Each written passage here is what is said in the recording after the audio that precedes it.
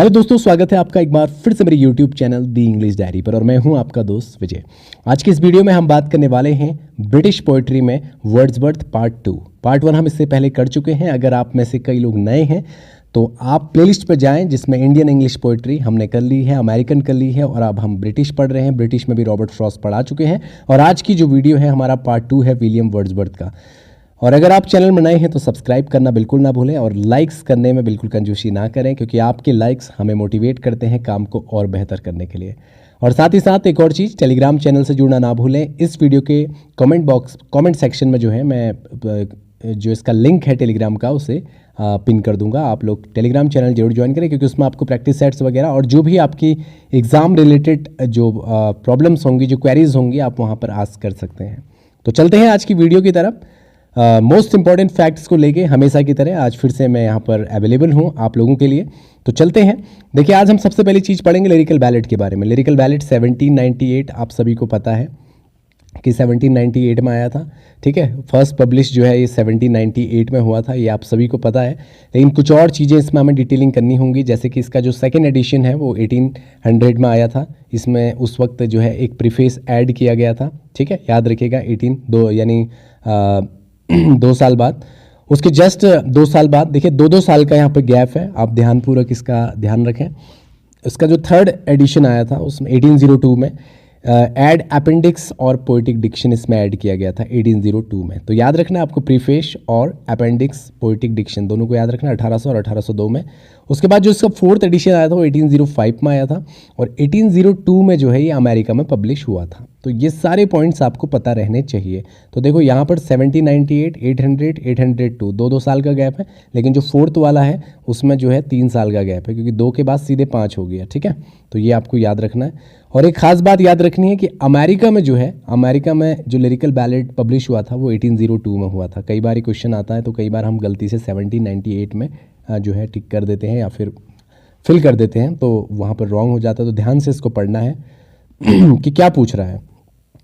अब देखिए, कल भी हम इसके बारे में बात करें कि लिरिकल बैलेट जो है वो 19+4 का कॉम्बिनेशन है, जिसमें 19 पोएम्स जो है कंट्रीब्यूशन वो विलियम वर्ड्सवर्थ का है।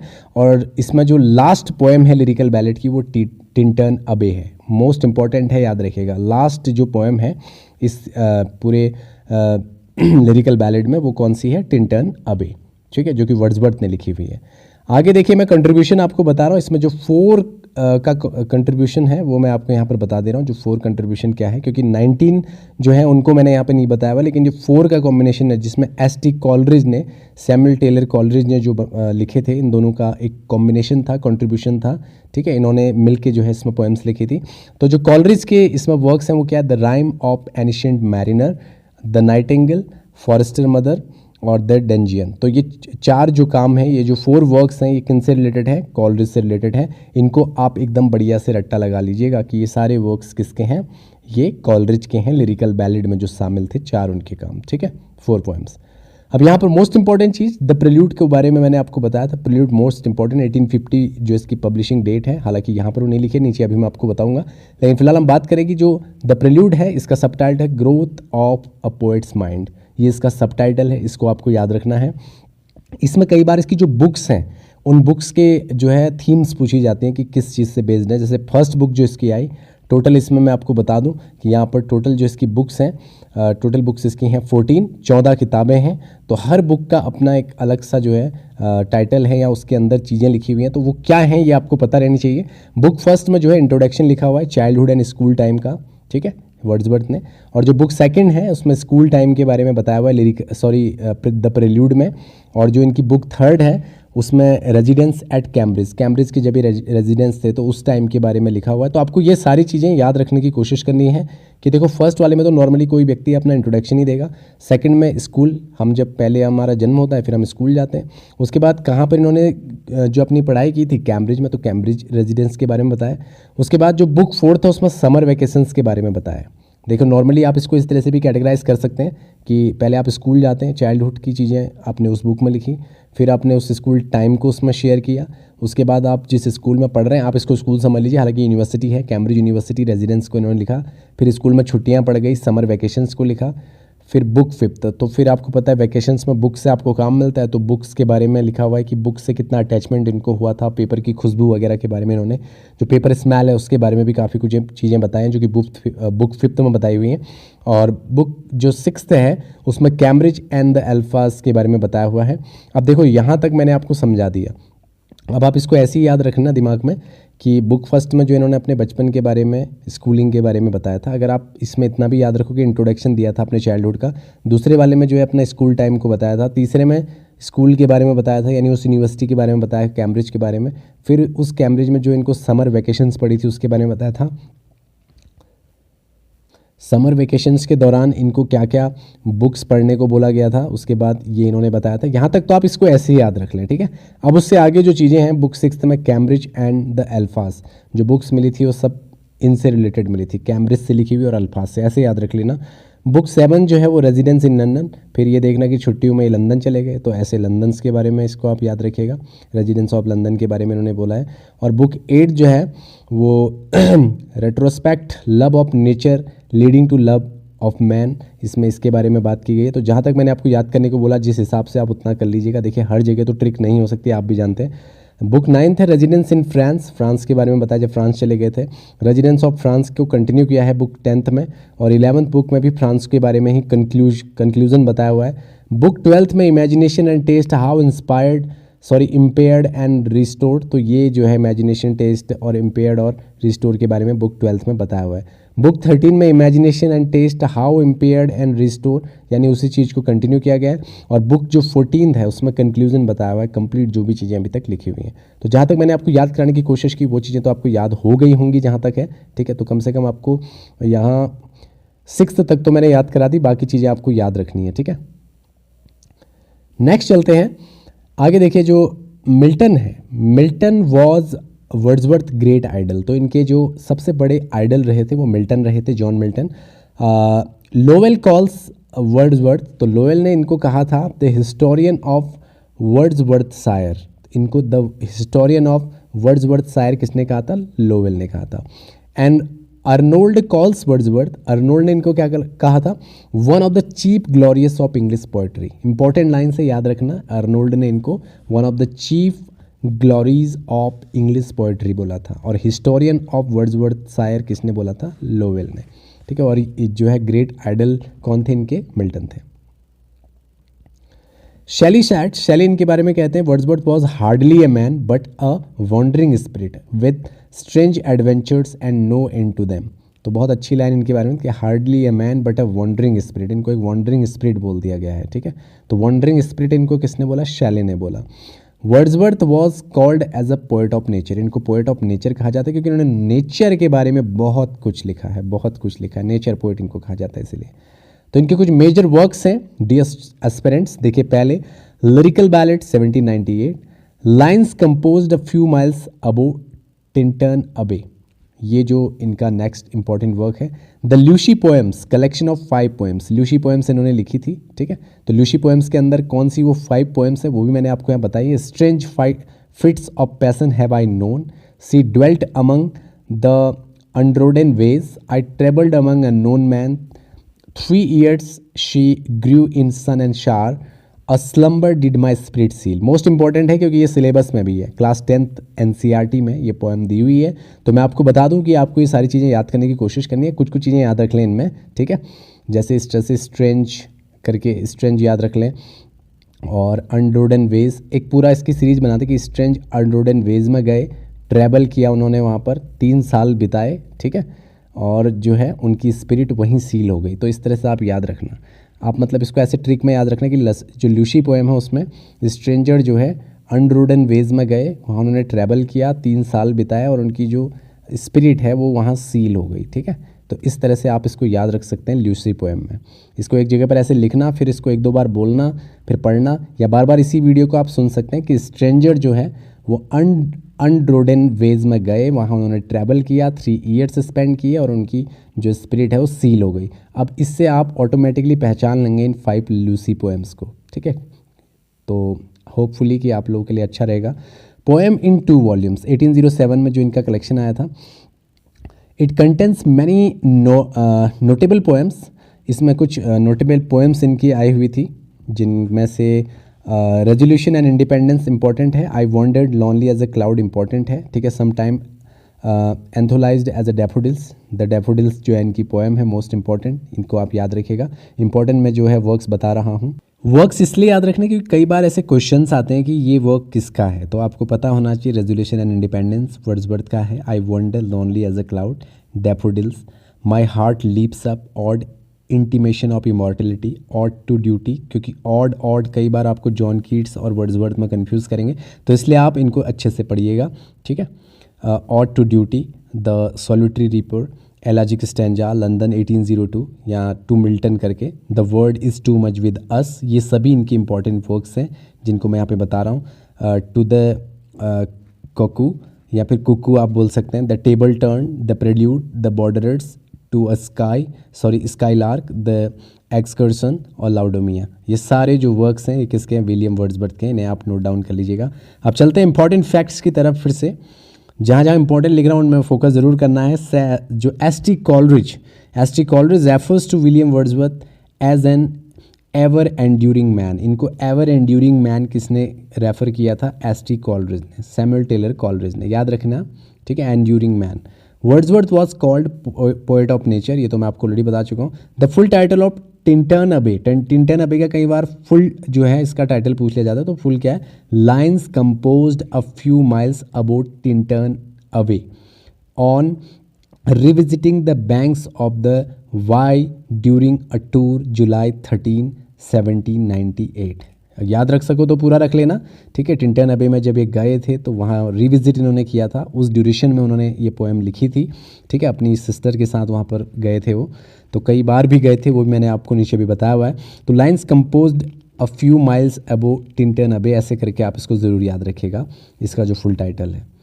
नेक्स्ट पॉइंट है, Coleridge was the first to criticise Wordsworth theory of poetic diction in Biographia Literaria. तो कॉलरिज वो पर्सन है जिन्होंने वर्ड्सवर्थ की जो थ्योरी ऑफ पोइटिक डिक्शन है इसको क्रिटिसाइज भी किया है, ठीक है। तो यहाँ पर देखिए, Coleridge was the first to criticise Wordsworth theory of poetic diction, और किस में किया उन्होंने, अपने एक वर्क बायोग्राफिया लिटरेरिया में, याद रखना इसको, कॉलरिज ने बायोग्राफिया लिटरेरिया में इनके पोइटिक डिक्शन को जो है क्रिटिसाइज किया है। नेक्स्ट पॉइंट है, the evening star is the cottage of Michael's cottage. तो इवनिंग स्टार क्या है, कई बार क्वेश्चन आता है, तो माइकल का क्या है, कॉटेज है, name is the evening star, cottage का नाम रखा हुआ है, ठीक है। माइकल एक कैरेक्टर है। Keats called Wordsworth the egotistical sublime, ये सबलाइम है, LIME, ठीक है, इसको सही कर लीजिएगा। Keats called Wordsworth the egotistical sublime, ये जॉन कीट्स ने इनके बारे में कहा है। ही रॉट मोर देन 55,000 जो है सोनेट्स इन्होंने लिखे हैं, लगभग 5,000 नहीं, सॉरी 500 सोनेट्स समथिंग इन्होंने जो है लिखे हुए हैं। आज का नेक्स्ट पॉइंट है, ये सारे इंपॉर्टेंट पॉइंट्स हैं, याद रखने की कोशिश कीजिएगा। According to Wordsworth, poetry is a spontaneous overflow of power feelings and it takes it origin from emotion recollected in tranquillity. तो ये मोस्ट इंपॉर्टेंट लाइन है, इसको याद रखिएगा कि किसने कही थी, तो इन्होंने, फिर से मैं एक बार दोहरा दे रहा हूँ, poetry is spontaneous overflow of powerful feelings and it takes its original from emotions recollected in tranquillity. Wordsworth define poetry the breath and finer spirit of all knowledge. तो इस तरह से पोइट्री को डिफाइन करते हैं, the breath and finer spirit of all knowledge. Laodamia is a narrative poem, कई बार पूछा जाता है कि लाउडोमिया किस टाइप की पोएम है, नैरेटिव पोएम है, ठीक है। कोटेशंस इंपॉर्टेंट है जो कि अब हम आपको बताने वाले हैं। कुछ पोएम्स की मैंने यहाँ कोटेशंस आपको बताई हुई हैं जो आपको याद रखनी है, एग्ज़ाम ओरिएंटेड है, यानी एग्ज़ाम के पर्पज़ से कहें, एग्ज़ाम के अकॉर्डिंग कहें तो ये इंपॉर्टेंट बनेंगी। तो ये कोटेशंस, हम इसको, वैसे मैंने कोटेशंस नहीं लिखना था, एक्चुअली ये पोएम्स की लाइन है, ठीक है। The world is too much with us, ये एक सोनेट है जो उन्होंने लिखा था और इसी की लाइन्स है, the world is too much with us, late और soon getting and spending we lay waste our power. तो देखिए यहाँ पर इसका टाइटल ही क्या कह रहा है, the world is too much with us, the world is too much with अस, और यहाँ पर पहली लाइन भी इसकी the world is too much with अस लिखा हुआ है, तो आप ऐसे ही पहचान जाएंगे। लेकिन अगर आप ऐसे नहीं पहचान पाए तो कई बार शॉर्ट में भी इसकी लाइन दे देता है कि getting and spending we lay waste our power. तो आप ये समझ लेना कि इस संसार में हमारा एक ही काम है, गेटिंग एंड स्पेंडिंग, कुछ पाते हैं कुछ खोते हैं, मतलब स्पेंड करते हैं, ठीक है। तो कहाँ हम गेटिंग और स्पेंडिंग करते हैं, इस वर्ल्ड में।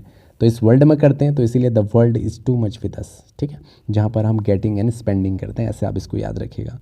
Little we see in nature that ours, तो यहाँ पर देखिए little we see in nature that ours, यानी बहुत कम हम देख पाते हैं प्रकृति में जो हमारा है। तो पूरा जीवन इंसान का बीत जाता है, लेकिन प्रकृति में शायद वो सभी चीज़ें नहीं देख सकता।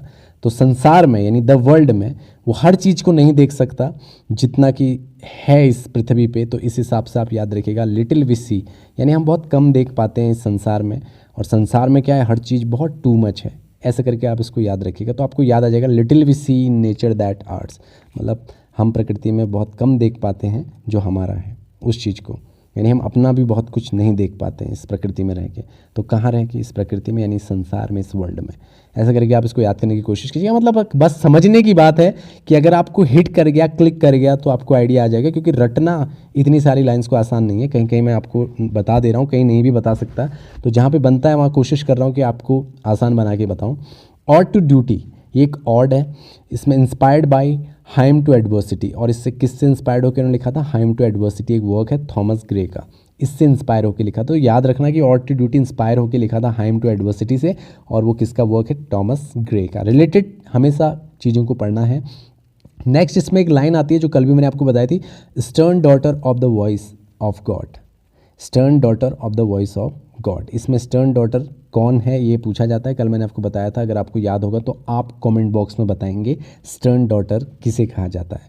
Me this uncharted freedom tires I feel the wait of chance desires.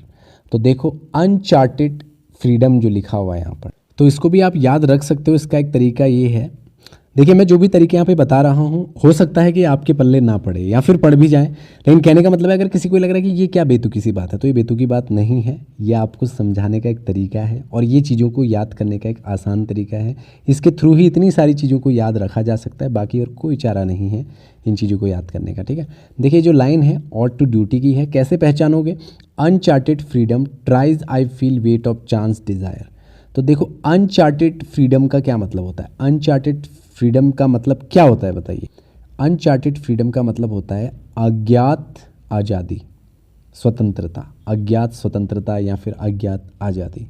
तो देखो जब हमें ड्यूटी मिलती है, यानी जब हम अपनी लाइफ में नौकरी में लग जाते हैं, ड्यूटी पे लग जाते हैं, तो हमें अनचार्टेड फ्रीडम मिलती है, अनचार्टेड फ्रीडम मिलती है। ये ऐसे करके आप याद रखिएगा, तो फिर आपके लिए लाइन कभी आपसे दूर नहीं हो पाएगी। अनचार्टेड फ्रीडम कब होती है, ठीक है, तो वो जब तब होती है, अनचार्टेड फ्रीडम तब मिलती है जब हमारी ड्यूटी लग जाती है, यानी जब हमारी जॉब लग जाती है। ऐसे करके आप याद रखिएगा। हो सकता है कुछ चीज़ें आपको ज़्यादा अच्छी ना लगे, लेकिन मुझे अच्छी लगाने के लिए आपके लिए कुछ नहीं करना है, बस आपको समझ में आना चाहिए, कोरिलेट करके आपको लिए थोड़ा सा भी। मैं ये तो कह रहा हूँ कि इतने सारे लोग इसको देखेंगे, किसी एक व्यक्ति के लिए भी अगर ये वैल्यूएबल हो जाए, उसको समझ में आ जाए, उसके लिए आसान हो जाए, तो ये बहुत अच्छी बात है। टिंटन अबे की कुछ ओपनिंग लाइन है, इसको याद रखिएगा, 5 ईयर फास्ट 5 समर्स, ये फर्स्ट ओपनिंग लाइन है इसकी। और मैं आप लोगों को एक एडवाइस कर दूंगा, टिंटन अबे वाली जो पोएम है, डैफोडिल्स वाली जो पोएम है, और ऐसी कुछ और पोएम्स अभी मैं आपको एक साथ बता दूंगा। उन पोएम्स को आपको स्टडी लवर चैनल पे जाके पढ़ना ज़रूर है, 1 2 3 4 बार उन वीडियोस को देखें, एक एक लाइन को देखें। ऑटोमेटिकली आपके ब्रेन में, अगर आप लिटरेचर प्रेमी हैं, साहित्य प्रेमी हैं, तो आपको ऑटोमेटिकली फील आने लगेगा उन लाइनों में, कोई ना कोई ऐसे वर्ड्स आपको मिल जाएंगे जो आपको आइडेंटिफाई करने में बड़े आसान हो जाएंगे अगर ये लाइन्स पूछी गई तो, ठीक है। तो 5 ईयर पास्ड अवे, तो टिंटन अबे में जब ये जाते हैं, कई बार बड़ी पसंदीदा जगह होती है, अपनी बहन डॉर्थी के साथ यहाँ पे जाते हैं।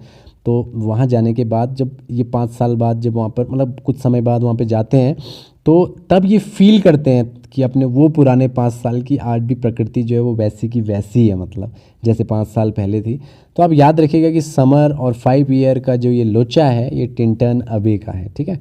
Once again do I behold these slip and lofty cliffs, और ये जितनी नेचुरल जो तारीफ़ें करेगा ये सारी टिंटन अबे की हैं, ठीक है।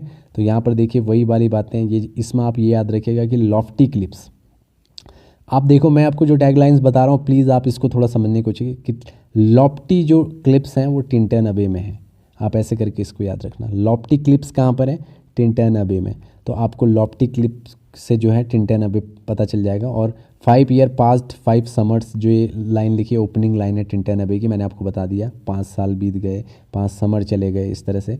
और मैंने यहाँ पर आपको एक चीज़ बताई थी कि ड्यूटी लगने के बाद व्यक्ति को अनचार्टेड फ्रीडम मिल जाती है, तो ये मैंने आपको ऐसे ट्रिक बताया। तो आपको ये चीज़ें ऑटोमेटिकली धीरे धीरे देखना याद होने लगेंगी कि लॉफ्टी क्लिप किससे रिलेटेड है, तो पॉइंट जैसे ही आएगा आपको तुरंत याद आ जाएगा। फिर नेक्स्ट देखिए, we are laid asleep in body and become a living soul. तो अब आप याद रखना कि जब ये टिंटन अबे गए तो इन्हें फील हुआ कि ये एक लिविंग सोल थे, वरना जो नॉर्मल लाइफ में जब वे सर्वाइवल कर रहे थे तो इनका जीवन बड़ा कष्टमय था, लेकिन यहाँ पे इन्हें पता चला कि लिविंग सोल है। लिविंग सोल इन्हें कब फील हुआ वर्ड्सवर्थ को, जब ये टिंटन अवे गए। तो ऐसे आपको याद रखना है। बॉडी इनकी कैसी बन गई, living soul. I still sad music of humanity, इसको तो आपको याद ही रखना पड़ेगा। I still sad music of humanity. O sylvan Wye the wander through the woods, how often has my spirit turn to thee. तो यहाँ पर आप सेल्वियन वाई को याद रख सकते हो। सेल्वियन वाई भी टिंटन अबे में है। मैं आपको ये बात बता रहा हूँ, आप क्या करेंगे, आप एक पेज ले लो आज, ठीक है, आप एक पेज ले लो और टिंटन अबे मोस्ट इंपॉर्टेंट इनकी जो है पोएम भी है, इसमें आप कुछ चीज़ें लिख लोगे। एक तो 5 ईयर 5 समर लिखोगे और उसके आगे पहले एक इसको लिखोगे, फिर दूसरा लिखोगे आप लॉफ्टी क्लिप, केवल इन वर्ड्स को लिखोगे बस, लॉफ्टी क्लिप्स, ठीक है। फिर थर्ड में आप क्या करोगे, लिविंग सोल लिखोगे। फोर्थ में आप क्या करोगे, म्यूजिक ऑफ ह्यूमैनिटी लिखोगे। फिफ्थ में आप क्या करोगे, नंबर में आप वहाँ पर सेल्वियन वाई लिखोगे। और फिर इन पांचों को लिख के इस तरह से, मान लो इधर को आपने 5 जो है, सॉरी मैं ऐसे बता देता हूँ आपको, मान लो आपने 1 2 3 4 5 ये पॉइंट लिख दिए, फिर यूँ तीर लगाओ और इसके आगे टिंटन अबे लिख दो। ये वर्ड जब भी आपको लाइन्स में दिखेंगे तो आप ऑटोमेटिकली वहाँ पकड़ लोगे कि ये लाइन जो है कहाँ की है, टिंटन अबे की है। Nature never did betray the heart that loved. तो देखो, नेचर, प्रकृति कभी उस व्यक्ति को दुखी नहीं करती जो उससे प्रेम करता है। और ये लाइन जो प्रकृति के बारे में उन्होंने बोली थी, नेचर नेवर बिट्रे, ठीक है, जो नेचर है वो कभी बिट्रे नहीं करता, ये उन्होंने टिंटन अबे में कही थी। That time is past and all the aching joys are no more. तो पुराना जो समय था जब वो वहाँ पर आए थे, तब उनकी उम्र कुछ और थी, लेकिन अब जो है वो समय निकल चुका है, तो अब बात कुछ और है, वो जॉय वापस नहीं आ सकता, ये बात उन्होंने कही थी।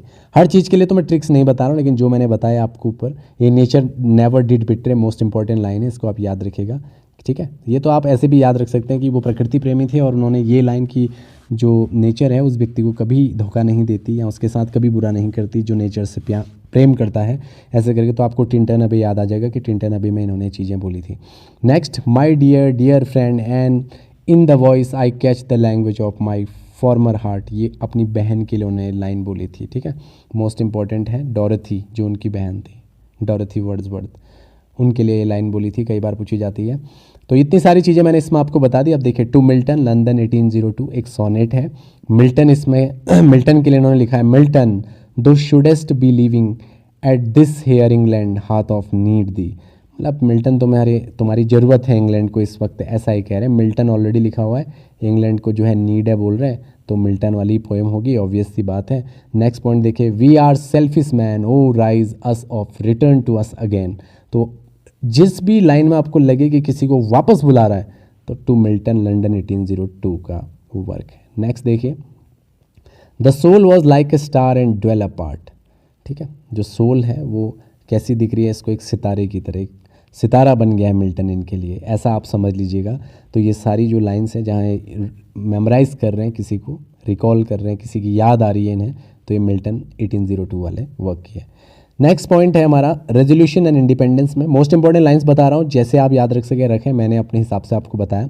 आई heard the skylark warbling in the sky, ये इन्होंने रेजोल्यूशन इंडिपेंडेंस में बताया हुआ है। My whole life I have living pleasant thought, ये भी इन्होंने जो है रेजोल्यूशन एंड इंडिपेंडेंस में बताया। We poet in our youth began in gladness but thereof come in the end despondency and madness. तो पोएम्स के बारे में जो खास तौर पर चीज़ें इन्होंने बताई हुई हैं, वो किस में बताई हुई हैं, अपने रेजोल्यूशन एंड इंडिपेंडेंस में। देखो ये वाली लाइन में कि वी पोइट्स, जो पोइट्स होते हैं जब वो यूथ होते हैं तो काफ़ी ग्लैडनेस में रहते हैं, लेकिन जैसे जैसे उम्र निकलती है तो लास्ट स्टेज पे आते आते वो डेफोडेंसी में चले जाते हैं, दुखों में चले जाते हैं, मैडनेस, पागल हो जाते हैं, ठीक है, इस तरह की चीज़ें उन्होंने ग्रेजुलेशन इन इंडिपेंडेंस में बोली हैं। ऊपर मैंने अच्छी चीज़ें आपको इंपॉर्टेंट बताई हैं, आप उनको ध्यान में रखेंगे।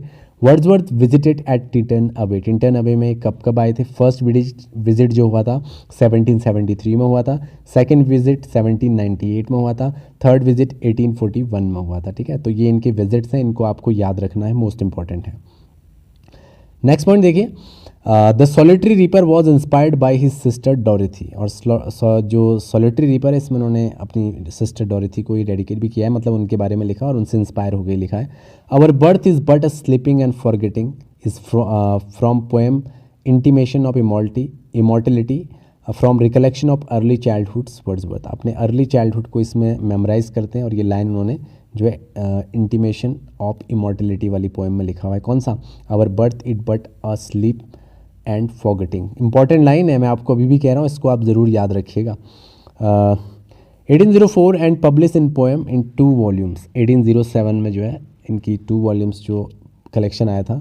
The solitary reaper is written in an iambic pentameter. तो आयम्बिक पेंटामीटर में लिखी गई थी, इंपॉर्टेंट है। कौन सी? सॉलिटरी रीपर, जो इन्होंने अपनी सिस्टर से इंस्पायर होकर लिखी थी। इसकी राइम स्कीम क्या है, पूछी जाती है कई बार, ABABCCDD। कुछ फेमस पोएम्स हैं इनकी, जिनके बारे में मैं आपको यहाँ पर बता रहा हूँ। अगर आप चाहें तो इनको ज़रूर से पढ़ना, ज़रूर से देखना। द सॉलिटरी रीपर, टिटन abbey, I wander lonely as a cloud, Lucy Gray, London 1802, VR7, ode to duty, ode on the intimation, Michael, strange, passion I have known. तो देखो, जो मैं यहाँ पर वर्क्स बता रहा हूँ इनको आप एक बार ज़रूर रीड करना, ठीक है, इन पोएम्स को। टिंटन अबे को पढ़ना, ठीक है, I wonder on the cloud वाला पढ़ना, VR7 जरूर पढ़ना, और इंटीमेशन ऑफ इमॉर्टलिटी, माइकल जरूर पढ़ना, माइकल मोस्ट इंपॉर्टेंट है। और इधर लंदन 1802 आपको पढ़नी ही पढ़नी है। सॉलिटरी रीपर पढ़नी है, जो इनको अपनी सिस्टर वाले। और बाकी मैंने जो लाइन्स ऊपर आपको बताई हैं, मैं गारंटी दे रहा हूँ कि आपको याद हो गई होंगी। आप नोटिस करना, आप चेक करने की कोशिश करना कहीं पर, जब मैं आपको इसके MCQs दूंगा तो आप पहचान लोगे, खासतौर पर टिंटन अबे वाले जो मैंने आपको बताए हैं। वर्ड्सवर्थ इज़ कम्प्लीटेड, इनकी जो इनकम्प्लीटेड कुछ बुक्स हैं जो आपको याद रखनी है। The story of Margaret, the ruined cottage, इसका जो सबटाइटल है ये इनका इनकम्प्लीटेड वर्क है। द एक्सकर्सन इनका इनकम्प्लीटेड वर्क है। द रिक्ल्यूज इनका इनकम्प्लीटेड वर्क है। मोस्ट इंपॉर्टेंट बात है कि ये इनकम्प्लीटेड वर्क्स हैं इनके, ठीक है। इंपॉर्टेंट जो है इसमें माइकल आपको याद रखना, माइकल के बारे में पूछा जाता है कई बार। ये एक पास्टोरल पोएम है, ठीक है, और ब्लैंक वर्ड्स में लिखी हुई है, आयम्बिक पेंटामीटर में। तो ये थे important facts related to Wordsworth. और मैंने उत्तराखंड UKSSC LT के अकॉर्डिंग जो है इस पूरे नोट्स को बनाया हुआ है, जिसमें कि आप लोगों को कोशिश की गई है मैक्सिमम चीज़ें बताने की जो मोस्ट इंपॉर्टेंट रहते हैं। कोशिश की कि कुछ ट्रिक्स बताऊं, हो सकता है आपको फ़नी लगे, जो भी लगे, बट किसी एक के लिए भी अगर वो यूज़फुल होती हैं तो बस मैं अपना काम कर गया, मैं यही सोचूंगा। और कमेंट करने में कंफ्यूजन ना करें, कैसा लग रहा है आपको हमारे साथ प्रिपरेशन करते हुए, ज़रूर बताएं। लाइक करने में, कमेंट करने में बिल्कुल भी जो है संकोच ना करें, क्योंकि इतना तो बनता है। तो मिलते हैं नेक्स्ट वीडियो में। Thank you so much for watching this video.